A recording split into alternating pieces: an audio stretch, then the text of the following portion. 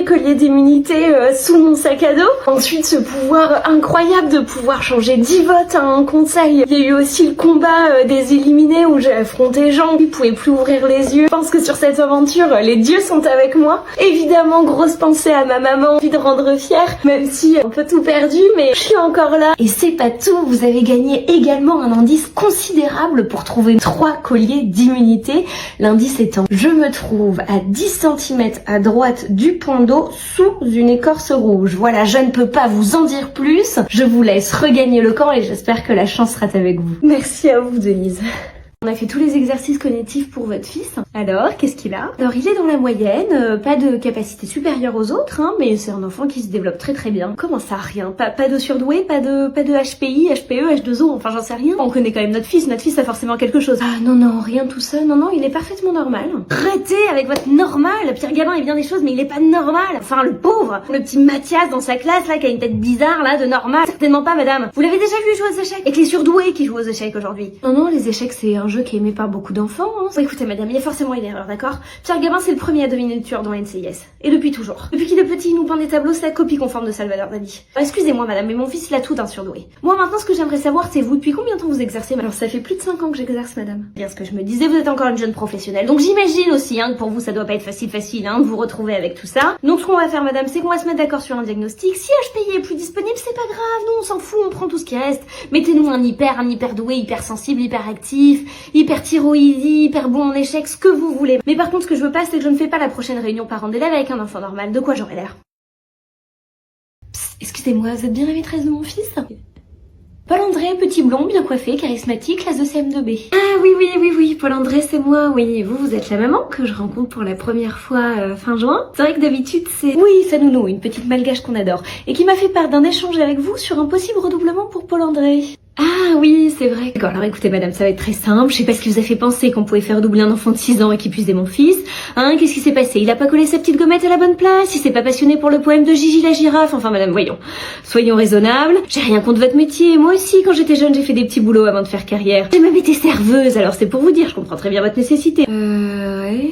Bah, c'est pas tout à fait ça, mais... Donc ce qu'on va faire, c'est que je vois que vous êtes encore un petit peu jeune, et puis au vu de votre teint blafard, vous devez pas beaucoup partir en vacances. Donc tenez, vous allez accepter ce petit chèque là en guise de cadeau de fin d'année, la maîtresse comme elles font tous, sauf qu'entre nous, un petit week-end aux Maldives, c'est quand même plus sympa qu'une petite broche en pâte à sel.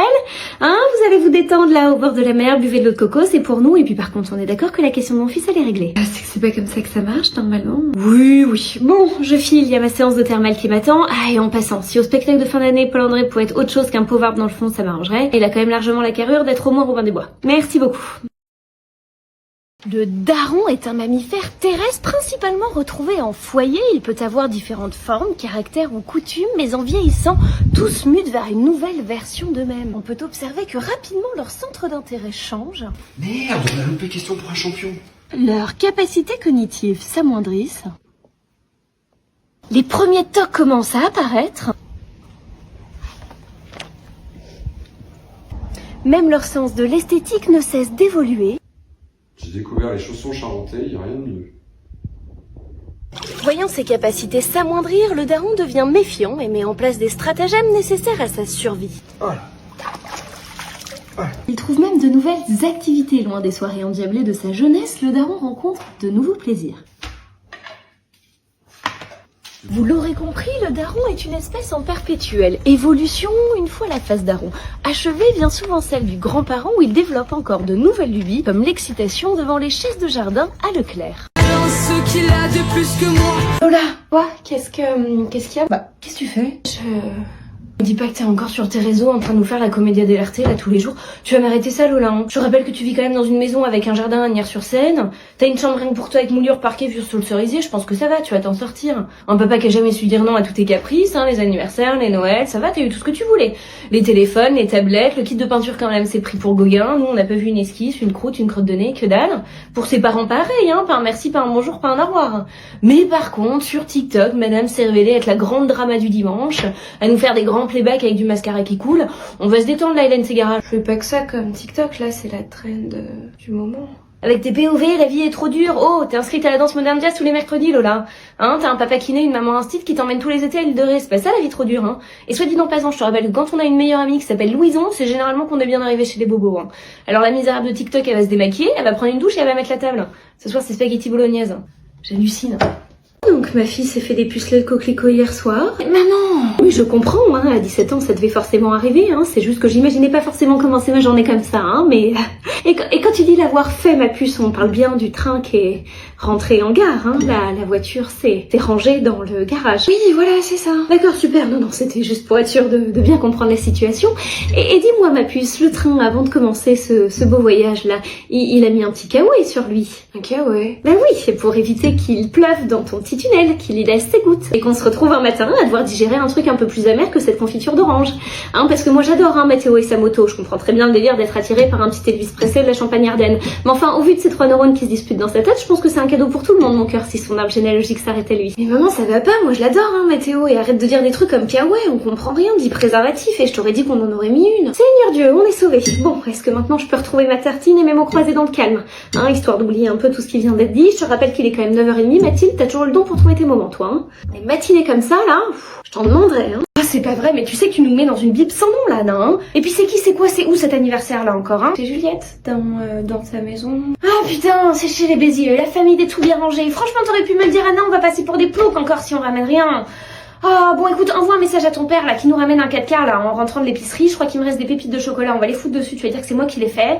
Puis pour le cadeau, tiens, bah voilà, un beau petit collier en perles, trouve-moi un magazine n'importe quoi là, tu vas le foutre à l'intérieur et tu vas dire que tu l'as trouvé dans un drugstore associatif et engagé, qui font des petits paquets cadeaux écolos, tu leur dis un collier acheté, un dauphin sauvé, ça fait très bien. Maman, c'est pas très vrai ça quand même. Oh mais pas très vrai pour qui? Qui saura? Ouais, non, j'avoue. Et puis peut-être qu'on pourrait rajouter un petit poème, tu vois, ça claque toujours. Ça va commencer par joyeux anniversaire Juliette, ma mignonnette cacahuète, qui illumine mes journées, telle une endive effarouchée. Voici ce collier en cadeau, fait de perles et de roseaux. C'est que c'est pas mal ça quand même. Hein, ta mère a un petit talent là, non? Juste la partie endive effarouchée. Oui bon, on n'aura pas mieux, hein. Signe le poème, fais un petit dessin, vas-y avec assurance. Et puis t'oublies pas, hein, si le gâteau est dégueulasse, c'est ton père qui l'a fait, hein.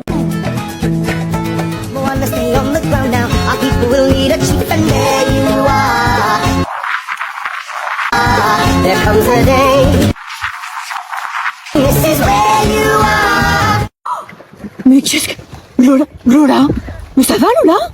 Tu sors de là tout de suite? La chemise en lin qui est trempée? Écoute, moi je veux bien faire des efforts hein, pour entrer dans ton univers. Hein. Mais si ton univers c'est me faire courir comme un bœuf sur la plage et te jeter dans la mer tout habillé, on va pas s'entendre là ma grande. Hein. T'as l'air maline avec tes ailes de sur la tête, hein? Oh, et puis qu'est-ce que c'est que cette idée de vidéo là encore, hein, pour se donner un air de je suis seule, libre et libérée, à courir comme un cheval sauvage sur une île déserte. Oh, je rappelle que la vérité c'est que c'est ta mère qui te filme, que derrière toi il y a 400 personnes qui sont en train de bouffer un beignet et qui se demandent ce que t'es en train de foutre. Alors la rescapée Titanic elle va se détendre, elle va m'essorer sa chemise là, elle va filer à la voiture. Et je te préviens, hein, s'il y a encore une marée de sable dans la Kangoo, il y a pas d'internet pour ce soir. Hein. Oui Pêche, j'y vais. Il est quand même 20h là, j'ai des haricots à écouter moi. Hein. Excusez-moi, c'est vous hein, la maîtresse d'Anaël? Oui tout à fait, c'est bien moi. D'accord, super, alors voilà, je voulais vous faire un petit point un peu sur la rentrée de ma fille. Il faut savoir que c'est un enfant très fragile, très sensible. Je savais pas, et du coup elle a des problèmes de santé particuliers? Oui, alors tout un tas. Alors déjà, intolérante aux calamars et aux huîtres, hein, elle a fait que vomir cet été. Je la soupçonne aussi d'être un petit peu allergique au soleil parce qu'elle a créé des espèces de plaques rouges au niveau des yeux. Quand on touche, ça la brûle, parfois même elle en perd sa peau. Alors c'est pour vous dire à quel point elle a la peau fragile. La pauvre. Et je me suis permise dans son carnet de vous laisser mon numéro de téléphone perso, mon numéro pro et ma boîte mail. Je vous l'ai imprimé en plusieurs étiquettes, comme ça vous pouvez la donner à tous les professionnels des établissements, les autres maîtresses, les directeurs, les personnes qui font le ménage, enfin qui vous voulez. Vous m'appelez un matin, midi, soir, je suis disponible. D'accord, oui, je comprends très bien. Voilà, c'est super qu'on se comprenne. Et puis je voulais voir aussi avec vous si c'était possible, je sais pas, hein, mais d'installer des petits écrans qu'on pourrait peut-être fixer sur son bureau, comme ça je puisse avoir un petit regard sur elle à tout moment de la journée. Non, Madame Carton. Allô Cathy? Oui, j'ai du dossier sur la souris de ta fille de vendredi dernier, t'es dispo là? Ok, je pose le gigot et je suis à toi tout de suite. Qu'est-ce que t'as comme info? Alors pour des questions de sécurité, pour pas qu'on se fasse coller auprès de nos filles, moi j'ai pensé à des petits noms de code. Donc Thomas ça va être ananas, Théo ça va être manioc et puis nos filles c'est Mirabelle et Goyave. C'est bon pour toi? Ok, bien reçu. Superbe. Alors figure-toi que ma Mirabelle m'a raconté qu'il y a une grosse embrouille à la soirée entre ta Goyave et son manioc. Parce que paraît-il que son manioc tient très mal à l'alcool, mais alors très mal à l'alcool, et qu'on l'aurait retrouvé dans un lit, dans une chambre avec une patate. C'est pas vrai, mais tu vois, je voyais bien qu'elle avait l'air toute triste ma Goyave là en ce moment. Putain, il a de la chance de pas vivre le quartier ce manioc. C'est pas tout, parce que figure-toi que ta Goyave hyper remontée contre son manioc, elle lui dit que tout est terminé, elle rentre dormir à la maison avec ma Mirabelle. Et à ton avis, qu'est-ce qu'elle découvre le lendemain matin sur les réseaux? Et ben qu'en fait le manioc fait partie d'une espèce de gang de patates qui fument des gens toute la journée, enfin je te laisse imaginer le truc, et que la potatoes qui était dans son lit, ben en fait il la connaîtrait depuis bien plus longtemps que ça. C'est pas vrai, mais ça veut dire que ma Goyave elle se faisait cocu par une espèce de potatoes là depuis le début? Ben, figure-toi que je crois bien que si. Donc en tout cas sache que t'inquiète pas, ma Mirabelle sera toujours là pour ta Goyave, et puis moi si j'apprends du nouveau dans le potager, je te tiens au courant. On se tient au courant et puis on garde les yeux bien ouverts, hein ma Caro. Bonjour, excusez-moi, vous travaillez ici?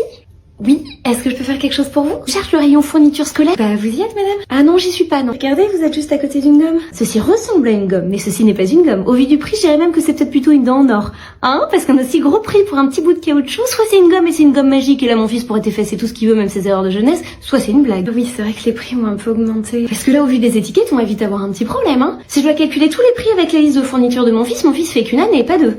Hein, parce que moi je peux vendre qu'un rein. 85 € la calculatrice scientifique, c'est quoi le projet? J'espère qu'à ce prix-là, la calculatrice, elle répond à tous les problèmes du monde. Elle lit dans l'avenir, elle résout même les calculs avant même qu'ils aient été posés. J'espère que si mon fils il réussit pas ses études, elle a